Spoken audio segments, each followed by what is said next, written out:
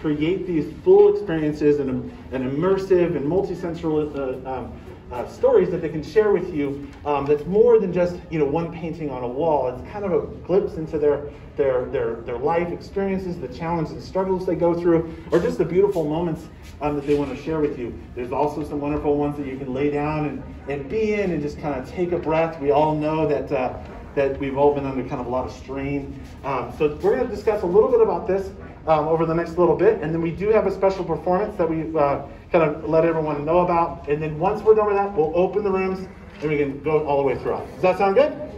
Awesome. Wonderful. So I just want to kind of go down the line here and just let everyone introduce themselves and give one quick idea, comment about what it meant to them to do this installation, or what they hope people get out of it in each of their spaces. So she's got the mic, and she likes to go first. You know better. I like to go second. Fair. Sorry. Joke between he and I. My name is Anna Marie, everybody. Thank you. So, oh goodness, this was the first, I've had this idea for years, and this is the first time I've gotten to install like I wanted to install. And I hope to overwhelm you as much as it overwhelmed me. You will find that I am the colorful space. We have put a lot into it. You will experience a lot of, hopefully, how I feel about infatuation and love. I want you to be a little uncomfortable, but understand that there's so much to it. And you can leave a note, I think, right? Yes. Oh, yes. So we have a couple interactions on ours. You can put on the virtual reality and start painting in the room and leave your mark that way. Or you can leave notes all over the walls with the Post-its in each place that you'd like to. There are particular walls that may speak to you as opposed to others. So you'll see when you get in there. And if there is something you want to leave, a note, a feeling, or anything like that, go ahead and put it out there. Even if it's something you haven't been able to express, it can be all anonymous, and check it out. Awesome. There are still some chairs up here if anybody needs a chair. All right, my name's Chris Pfaff, and my wife Leela Pfaff. We designed the Forest of Serendipity behind us. We got our inspiration from Burning Man, going to Burning Man year after year, and just experiencing different art installations. So we found this opportunity and thought it would be awesome to bring something like this to the people at Casper. So for ours, you'll crawl into the space, relax, find a meditative area, just lay down and let your senses kind of overwhelm you. Find the playfulness in the space, find yourself in the place, talk to somebody new or something. See what it brings out to you. So we've been presented with lots of challenges doing this. This is our first time doing an art installation. So we were able to overcome those challenges and present you with what we have behind us. So we're excited for everybody to see it. Wonderful. Thanks everybody for coming out. My name's Carly Holcomb, and I made a piece that's called The Sea of Tranquility, and it's named after the early explorers. As they were starting to gaze at the moon through telescopes, they didn't understand what the craters themselves were, so they believed them to be these oceans with mysterious depth to them. So that's what my piece is named after. It's primarily composed of copper and hand-cut paper pieces, and I wanted this to be a space where you could really slow down and start to ponder those unknowable things.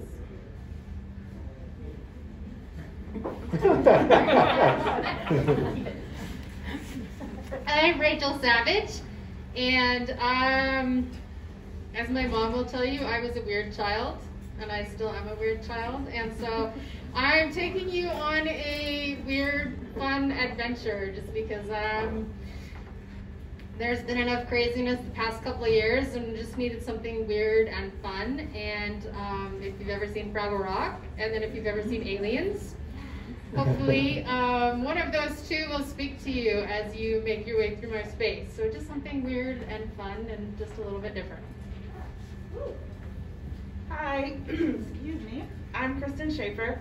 I have Bird's Nest Studios here in town, and I do a lot of work with sacred geometry and mandalas, and my space is a play on light and shadow, and how you can interact with that in like during the meditation. It creates an ambience in the room, and it's meant to. My piece is meant to kind of.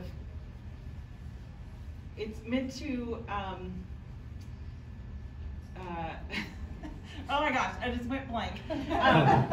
Soften the human experience. So as humans, we go through trials and tribulations, and things are hard. And I find that sitting in meditation, especially with like my light ambience that my pieces make, it really puts you in this different headspace, and you can kind of like relax and unwind and just stop for a minute. So I have a big bench in there. Feel free to sit for a bit. Just take it in and let the light change and let it do something for you. I don't know, whatever you get from it is great. One of my pieces is touchable, the big piece on the floor, so feel free to touch that. Most people say not to, don't touch my art, but this one's touchable. So. Thanks, hope you guys enjoy it. Hi, I'm Gwen Upmark. I teach the performance art class here on Tuesdays in the evening if you want to come. Not this evening, but any other one. I'm really thankful to Tyler and Jenny and everyone else here at the Arts Reach One crowd for helping all of us, but I'm very grateful for the amount of help that they give to me. I'm this space right here behind all of the weird looking plastic, and because I'm a performance artist, it involves a very performative aspect to it, so I'll be here every day from today to February the 25th, except for Sundays when we're closed, from 12 to 2 p.m., so please come see me. My piece is about the commodification of queer and trans bodies in media, but also high art institutions like this one, and the way that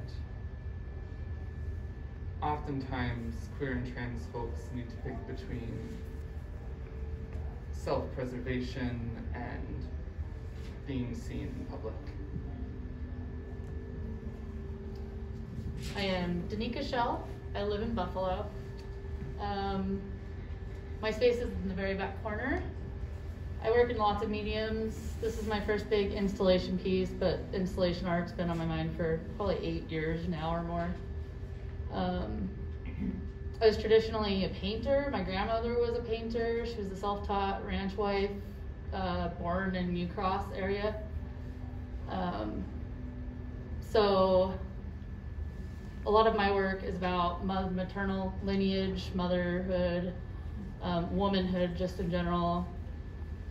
And this is my way of, well, traditionally painting, you work a lot from still lifes.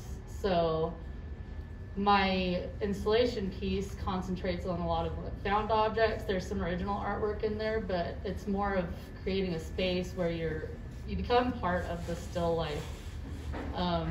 It's this kind of dreamscape, almost surrealism involved here. And yeah, I think everybody will maybe have a little bit of a different experience with what the symbolism with some of the objects and things mean to everybody.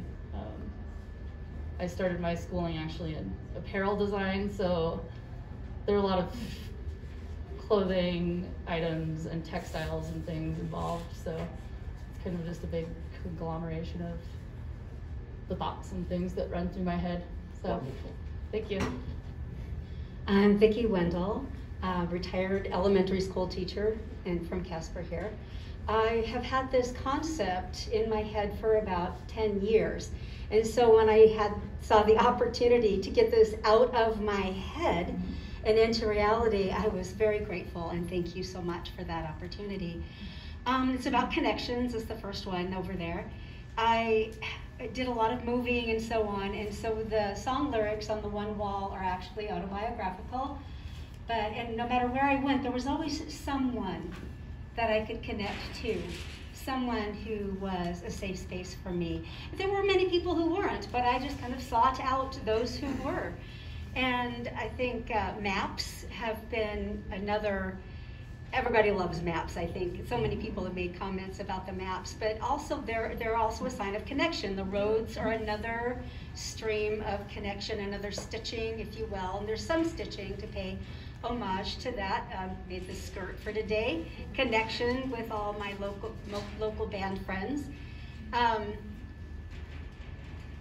think it's just important to note those connections you have in your life and to protect them and to be forgiving and accepting of people as they are. And if you can't accept them as they are, then let them go. And it's just, I think it's a contemplative space too. You know, there are a lot of words because I'm also a poet. So there are some poems around, there's some push buttons for quiet days, but I went ahead and put the poems on the wall where you could just grab them and read them if you'd like to, because it's not going to be very quiet tonight. But please have a seat at the table, the chair, bring a book someday, come down, spend lunch here, have lunch with a friend. I'd like you to further your own connections, or better yet, make connections with somebody new. My name is Ismael Dominguez, and my piece is the second one after this first installation, entitled Pressure. Growing up as a queer person of color in rural Wyoming, there are a lot of pressures from other students, especially when I was younger, of what I was supposed to be, who I was supposed to be. And since then, kind of growing up from that atmosphere, I've really gained kind of my own personhood and taken charge of what it is and what I want specifically for myself. So this is just kind of a physical embodiment of what it feels like to be under pressure from other people in your family, from people at work, from yourself. So I really hope that you kind of take a look at it and can kind of see those pressures in yourself and take ownership of those for yourself as well.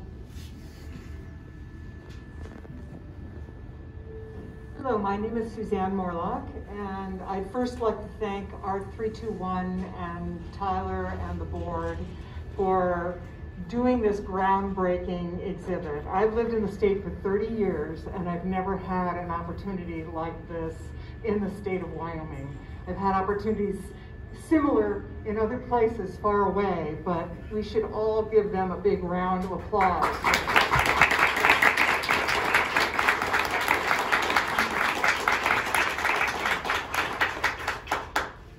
So of course I'm just delighted to be a part of this, and the piece that I have, the installation, it's called Uncontained, and it's about chronic illness. Many of you may have family members, or you yourself may experience chronic illness, and to surface some of the potential shame and isolation that people feel when they do have a chronic illness, I feel is an important message to share with a wider audience.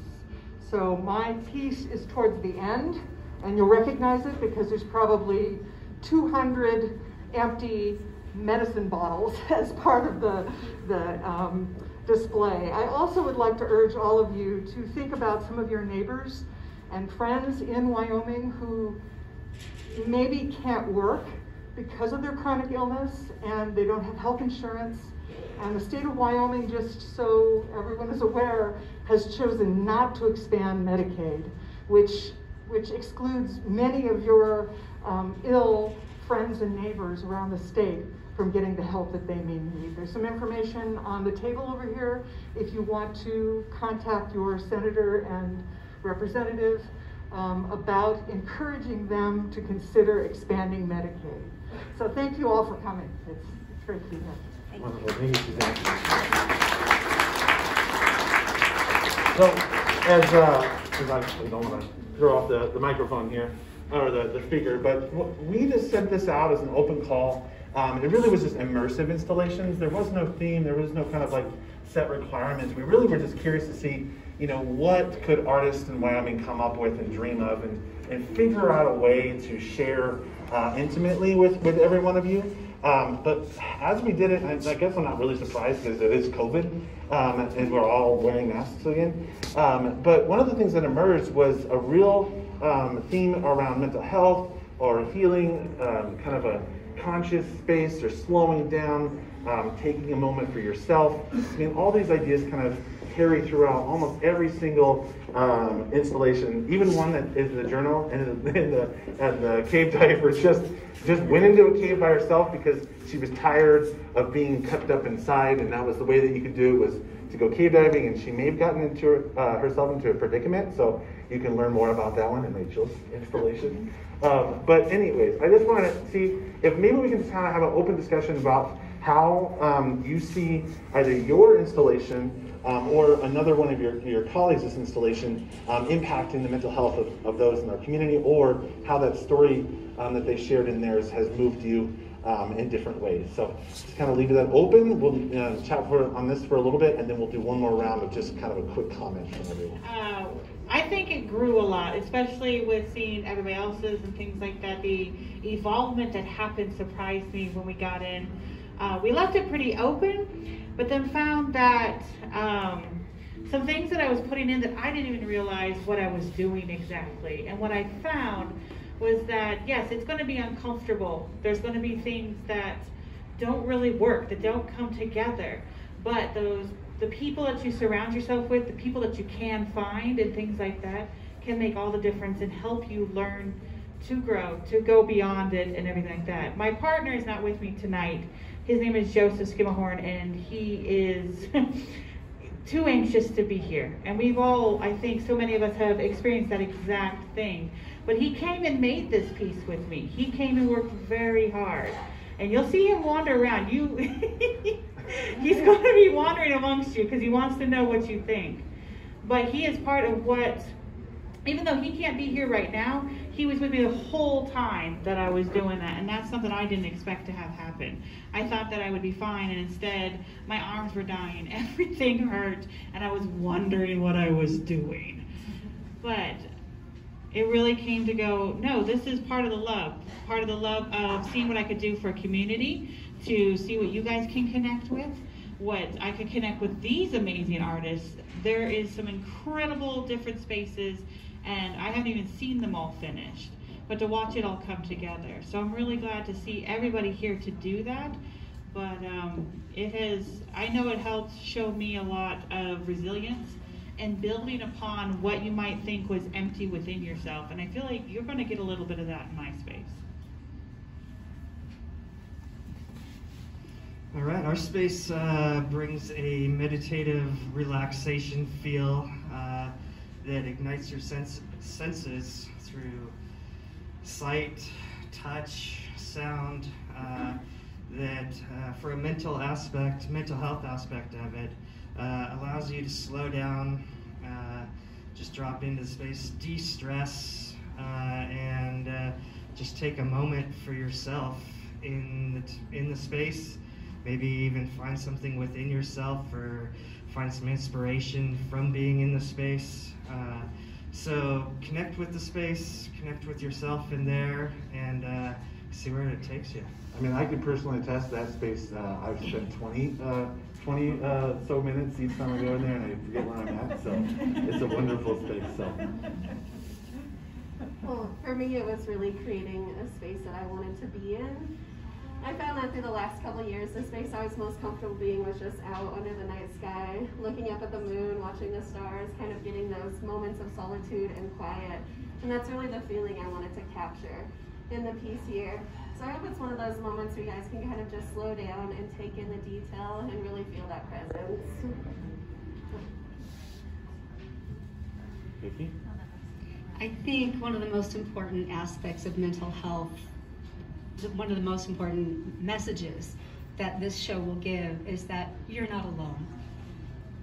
Look at the variety of artists that we have here, and you will see the variety of installations that we have, and I think each person can connect in one way or another. Well, it's connections again, but I really think it's important to know you're not alone. So with mine coming out of 2020 and spring 21, I had this absurdist film class. If you've ever watched absurdist films, and if you've ever studied absurdist philosophers, that was following a year of extreme lows with yet another even more extreme low. So I needed something to get myself out of that particular funk. And this kind of was building on an idea I had a long time ago, something I kind of wanted to explore, and kind of going back to what was fun with my childhood was spending an evening with my aunt in her dorm room while my mom was at choir practice watching Fraggle Rock and eating macaroni and cheese. So I'm sorry I don't have any macaroni and cheese in my cave. Yeah, I don't know if they'll let me do that. So it was kind of a response. It's like, I need to do something fun. I need to get out of this funk, and I need to, kind of get back to what is weird and exciting and what makes me happy, and that's kind of like transporting and being elsewhere at a time. And so hopefully, as you make your way through the cave, you're just having a fun little exploration and not getting to be somewhere else and be someone else for a second. And hopefully you'll come back again and again, because there's going to be more little things popping up here and there.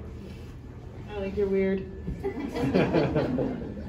Art for me is 99.99% mental health therapy.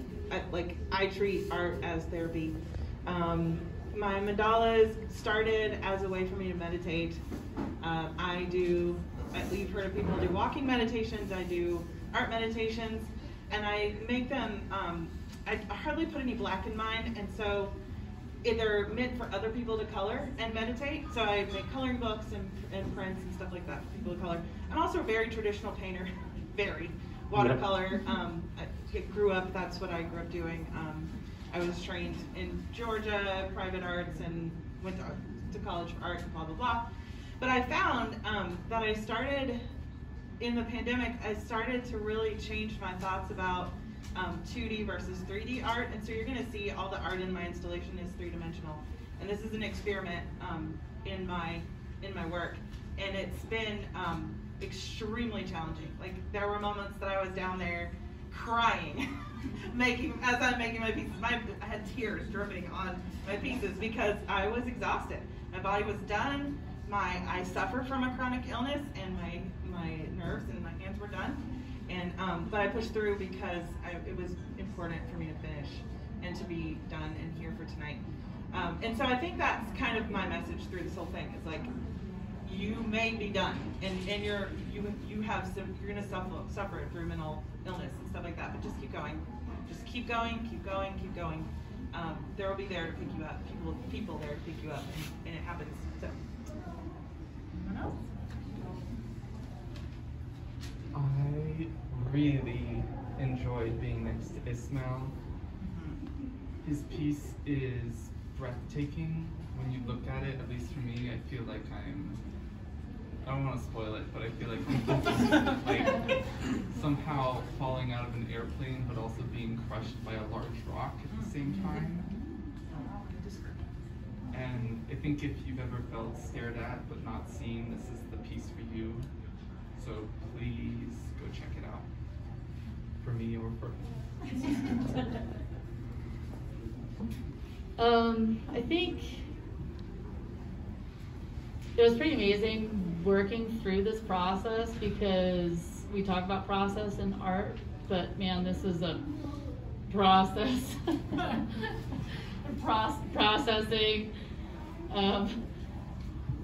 I think what I took away from my piece was looking at my roles and our roles, not just as women, I think is a big theme in my piece, but just in general, our roles in society, our roles in our family units, and just how we show up. Some days it's fine to crawl in your corner and just be, but I think we're all evolving too. I realized as I was doing on my first couple days that this whole evolution of who I am as a person and who we all are, and I think day to day everything changes so drastically, really, it's any moment, minute to minute. So yeah, as far as mental health, I've dealt with depression a lot since I was 13 or so, and the last 5 years of my life have been hard, but I keep going, and there's so many great things that continue to happen. There are those days that are crushing, but it's those other wins, eventually are what keep me going. and my people, finding our people. So for my piece, it was very much about mental health. I made it the year before I graduated, so the spring of 19. So it kind of preceded the pandemic, but looking at it now again in its full form after that has been a lot of relating to it again. I think as many of us know, creating a piece is like, okay, I don't have a vagina, I've never given birth. But I'm going to connect the two a little bit in saying that there's just like this like joy and pain of finally getting something out and getting it into the world for it to exist on its own. I don't have children, sorry.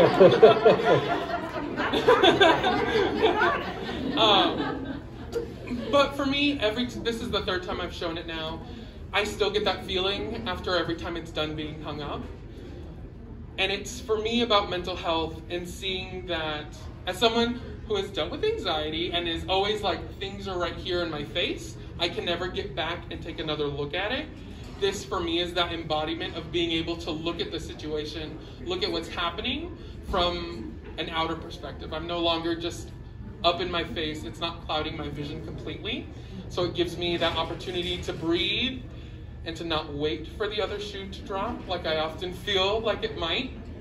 And it helps provide me for that final like release of just having it done and being it out.